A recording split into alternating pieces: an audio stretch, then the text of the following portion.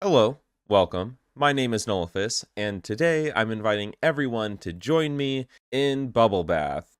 Wait, no, not that. My track of the day map, not anything else. Don't okay. Anyway, it's been a while since I've done this style of video, and it definitely wasn't from a lack of effort. In 2023, I tried to get 6 maps through the track of the day selection process. 4 ended up getting reviewed, and not a single one got picked for track of the day in 2023. Yeah, last year was not nice to me. However, there was one map. It was reviewed late December, and even though it wasn't picked in time for 2023, Bubble Bath was officially track of the day on January 3rd, 2024, breaking my streak of rejected maps. And man, it felt good. The map itself is a plastic Autotech map in Gear 4 with some spicier elements to it, featuring 2 plastic bounces and a nose bounce risky fin. Outside of that, there were some difficult turns to keep that Gear 4 in, and a few transitions to keep things a bit interesting. I didn't record my live reaction upon seeing my map be track of the day, but I was hanging out in my buddy Jamz's stream, and I think his reaction was pretty close to my own. Is it? Is it Bubble Bath? Oh, please don't be saying that and then it's not be. Ignacio, nice to see you today. Welcome. It is. It's Bubble Bath. Let's go. Nolophos, congrats. Oh, dude, this is gonna be fun today. Yeah, I was pretty excited. Also, small shout out, go check out Jamz' channel for some fun, chill, lower division Cup of the Days. Link will be in the description. I'll go into more detail on how I personally feel a bit later, but for now, let's take a look at the map stats and hard numbers.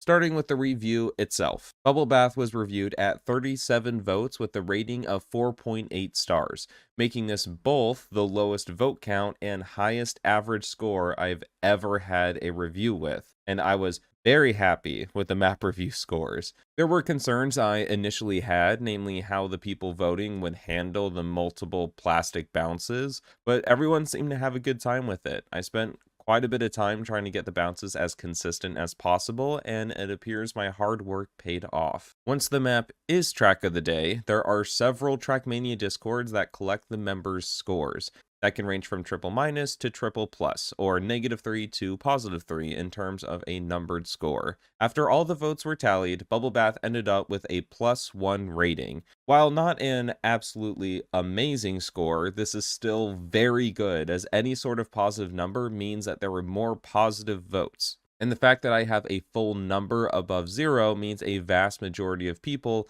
liked Bubble Bath. And I saw quite a few comments saying very nice things about it, which always feels good. However, I view Discord as the place more invested players gather. So, to see how the casual audience received my map, I put on my hazmat suit and opened Reddit. There's a daily thread about the track of the day as I opened it, and I admit, I was preparing for the worst. The inclusion of the plastic bounces and difficult gear management could make for a very tough map for more casual players. So I braced myself, read the comments, and found nothing but positive sentiments. There were some people who complained about the plastic bounces, but it was worded where they recognized that they were possible, but they just didn't know how to handle them. Outside of that, there weren't any real complaints. I would like to take a look at what I thought the pros and cons of my map were, but before I do, there's one last thing I would like to take a look at, and that's Elcon's world record run of 48.088. It's playing in the background right now, and overall, it's just a clean run. This is pretty much what I expected the world record to look like, except for one part.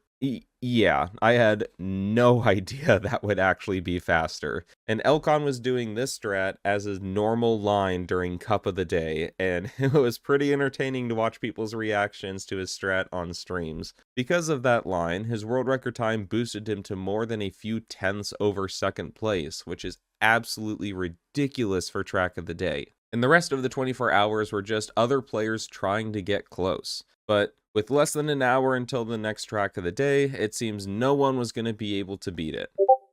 Wait, hold on. Someone just messaged me, sorry. What? Why did I get a random apology? Why did Sneaky... Oh, no. Hold on, let me look at the leaderboards.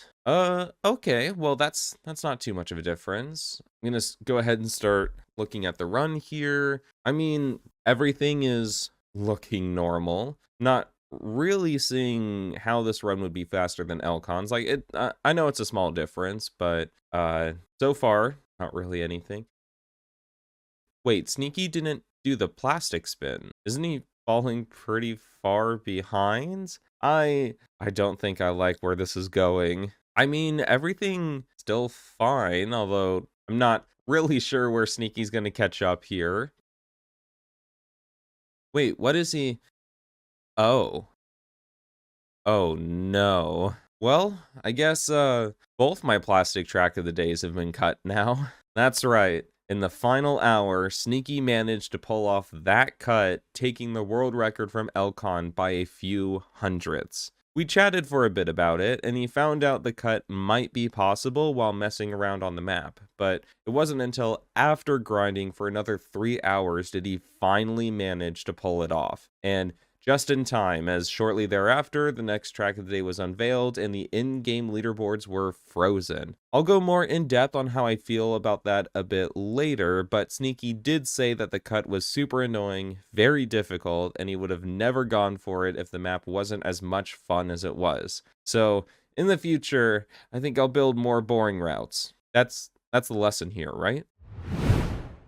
I know I've pretty much said that the community reception was very positive, and it was, but I've been saving some of the criticisms for this section. Now, it's time to go over the cons of the map. Obviously, there was the cut, but there was one comment I kept getting over and over again that I was very surprised by. I was not expecting this level of flat-out hate for this one element. People kept saying the entire map was great, except for this one part ruined it. I was shocked at the response people had to my risky fin. Now, risky fins are something that's very common in track of the day, and it's just a second finish that's faster but riskier to go for. Personally, I think risky fins are overrated, but I do build them once in a while if it makes sense for the map. I'd already put in a couple plastic bounces, and I wanted a wild finish to cap the map off. I knew not everyone was going to get the trick, which is why I put the safe fin directly behind the risky one, and missing the risky only lost people about half a second at worst. So you can go for it every round,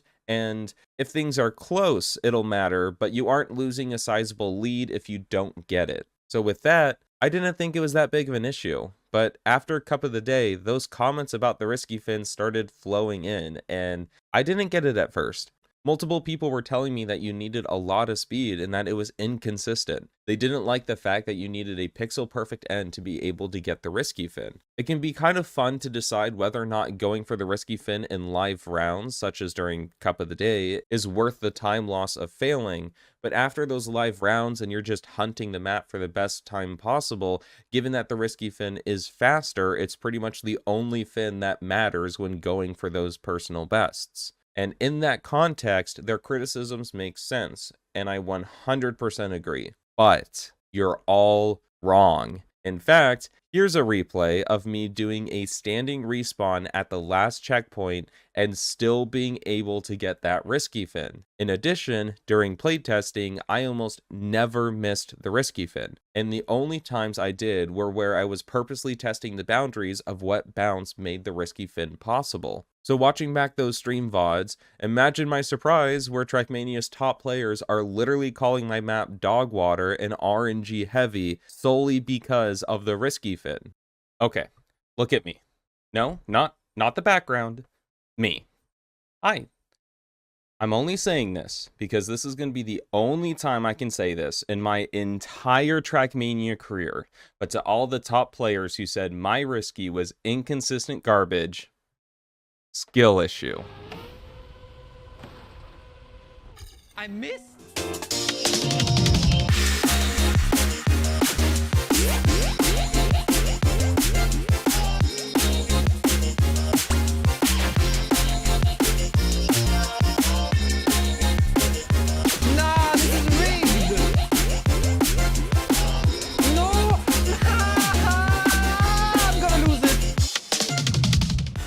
Okay, okay. Ooh, I just wanted to poke some fun, and after a few more runs, most of these players were getting the risky fin every time anyway, but for those first few runs, I'm gonna say skill issue. That being said, there is something to take away from this. Given the fact that Trackmania's top players were all struggling with the ending trick for a bit, and there were comments from other players that they never got the risky despite how easy it actually is, let's take a look at the trick itself and see why players struggled with it so much. On the surface, and the way I designed it, it's a simple nose bounce. The skill comes with air braking at the right time to stop your rotation, so you'll bounce off your nose and into the fin. There's plenty of room for error on the angle itself, so why were players confused? I saw plenty of people constantly get the wrong angle and blame it on RNG, so what gives? By watching the GPS, players got the right idea that they should nose bounce.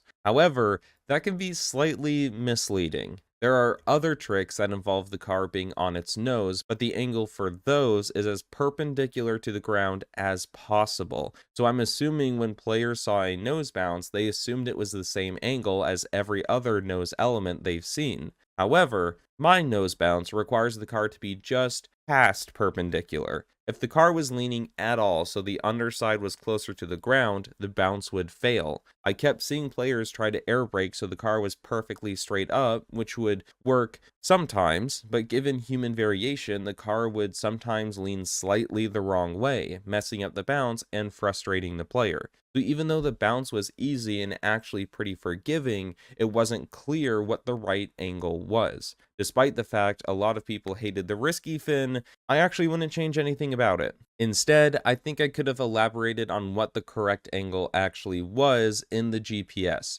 so those lost players could know what was going on. Speaking of which, the other critique I got was with those plastic bounces, but that didn't surprise me at all. What did was the nature of the critique. Players weren't really upset that the bounces were there. The main problems were actually that the bounces themselves were almost completely blind in Cam 2, and they made the route really hard to safe. For the camera angle, yeah, I get this one. I don't play in Cam 2, I never thought about it, and it's really hard to tell what you're doing when you're landing. I'm not sure what I could have done to prevent this, maybe force a cam change, but that comes with its own problems. I think this could also be a general weakness of what I've decided to build. So I get why people would be upset, but I also don't think there's much for me to do about it. Just stop playing in Cam 2. As far as being able to safe goes, I kind of agree. I built both the bounces with the ability to skip them if you really wanted to. It would put you in a bad line or force you to keep a cruise control effect, but you could skip them if you were really struggling. That being said, I probably could have put a bit more effort into making those safer options not as punishing, especially since plastic bounces aren't really a skill people encounter often. And making sure that players of all skill levels can have a good time is important for Track of the Day. Another tip I should have mentioned in the GPS was how to counter steer into the bounces, since if you don't, you're pretty likely to spin out of control, especially on that first bounce. And odds are, you're not Elcon, so this isn't helping you. I guess my biggest takeaway is that if I'm building a map that features a more obscure challenge, no matter how simple I think it is, taking the extra time to put in a bit more information into the GPS can only do good things. Outside of those things, I didn't really encounter much criticism, but that doesn't mean those are the only spots to improve. The player's Soul pointed out something while this map was going through map review. Sorry, Soul, if you're watching this, I don't mean to jump scare you with your name, but I 100% agree with what you said. They said that the scenery was good, but could have used another color, specifically to help differentiate the decorations from the route. Don't get me wrong, I think I did a decent job on making the map look good, but I also think a splash of yellow at some key points could have really made the colors pop.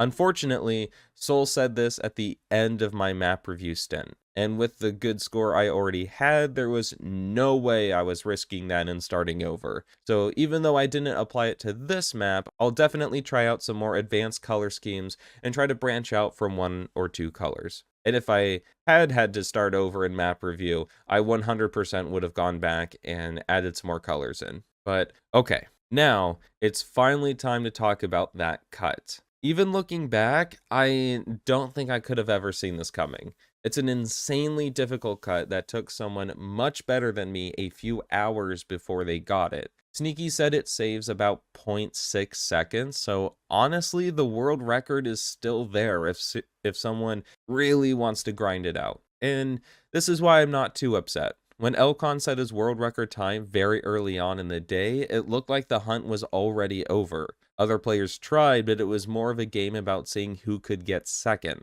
No one was really hunting the world record time come the last hour of my map being track of the day, so when Sneaky landed that cut and showed the world it was possible, nothing really happened. I'm just happy it wasn't an easy cut, and that it didn't have an effect on qualifying or any of the tournaments. You don't need to nail the cut to get a top 100 spot on the leaderboard either, and for these reasons, I'm not too upset about it.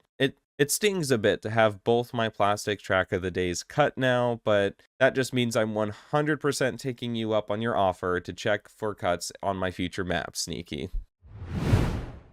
So with the cons out of the way, it's time to look at what my map did right. After all, people did like my map, but why? I think the strongest aspect of the map itself was the consistency. Well, mostly. Some players struggled with the tricks the whole time, but for the ones who understood what to do, everything was consistent. And the amount of people saying that they went out specifically because a plastic bounce screwed them over was almost zero. I knew there would be some people who struggled to get the bounces, but it seemed a majority of the player base was able to get them every time, which leads into the next pro, the uniqueness of the map. Given the map review process, video coming shortly, a lot of potential track of the day maps have to get all their rough edges smoothed over, which sounds good at first, but then a lot of the maps start to feel the same. I've definitely had to go back and remove more interesting obstacles just because the players on the review server only have 3 minutes to learn the map, so if they can't get a clean run by their second attempt, a few will vote 1 star without a second thought. And I was honestly very surprised Bubble Bath made it through with as little trouble as it did. Because of that, though, the map immediately stands out, and it was a lot of fun to watch streamers' first reactions to seeing what I had made. That sucks. Oh god, and that's gonna be the risky finish. You have to bounce up again. Okay, that is a wicked out of 10, I would say.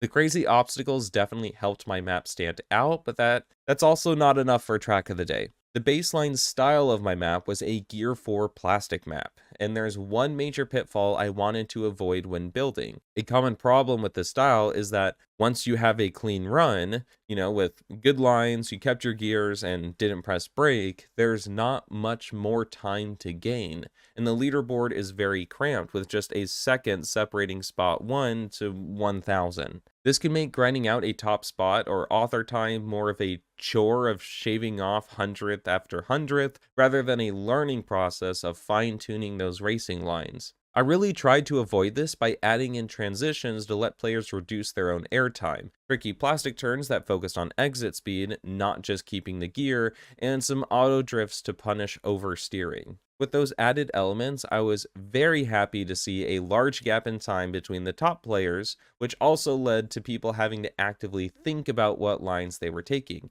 and not just drive the map over and over again, hoping for that lucky run to give them that last PB. My takeaway about the route is that I did a good job putting in more goofy elements to help the map stand out, but I held that up with a solid competitive backbone that made the map fun to grind. To me, that is a massive success, and I'll take it. Moving on to the scenery, I think I did a good job with it. Even if I could have done a bit more with the colors, the main things I like are how things are going on in the foreground and far in the background. I think this is the map that I really gained a solid grasp of depth, and I really like how immersive the scenery is as you're driving it. Some of my favorite aspects are the spots where the bubbles spill out onto the road. I could have added poles and called it a day, but taking the extra time to place those bubbles helped sell the idea the map was going for, and I think it turned out pretty good. Overall, I'm very happy with how everything turned out. Before I wrap up the video, I wanted to go over a few miscellaneous things that didn't really fit anywhere else. And I'll start off with one of the biggest surprises I had with any track of the day map so far, besides the cut, and that's the strength of Bubble Bath's author time. My usual hope is that my author time is close to the cutoff for Division 1 in the first cup of the day. I'm decent at the game, but nowhere near enough to get a top time, and I feel like it's a good goal to go for. This author time, however, was good enough that if I drove it in qualifying, I would have ended up in 7th. Not Division 7, but 7th place out of the thousands of people playing the first cup of the day. Given the best I've ever done previously in any cup of the day was middle of Division 2, I was shocked to see how much people struggled with the author time. Part of it was probably people not realizing how to do the risky fin, but hey, I'll take it. Another thing I thought was interesting was the spot with the cruise control. Some players thought it was a choice between the cruise control and the slow-mo, but the only reason the slow-mo ring is there is to prevent the cut over the cruise control block. I originally had a wooden pillar to just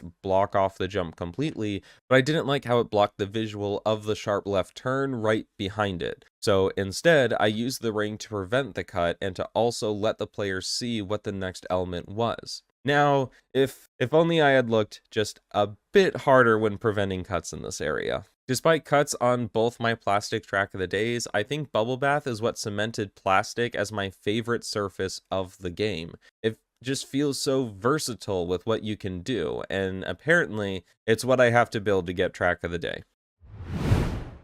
I think I covered just about everything I wanted to. Bubble Bath was a unique track of the day that I really enjoyed making. I'm both surprised and thankful that the map review process was as easy as it was, and very happy with the community reception of the map. I think I did a good job balancing the weird elements with a competitive map that gave a lot of opportunities for good players to show skill, while still being easy and fun to complete for newer players. But now, I'm curious. What do you think? Did you play Bubble Bath on the day that it was track of the day? Did you compete in its cup of the day? But most importantly, did I change your mind about the risky fin being dog water RNG? Let me know all your thoughts in the comments down below. If you liked the video and want to see more Trackmania mapping content, like the video, subscribe, and check out some of my other videos. I also stream on Twitch, so stop by and say hi. With the self-advertising out of the way, I would also like to say thank you for taking the time out of your day to watch my video. I really do appreciate it. But now, if you'll excuse me, my next track of the day map will expose the greater community to the joys of Gear 2 Ice. Bye!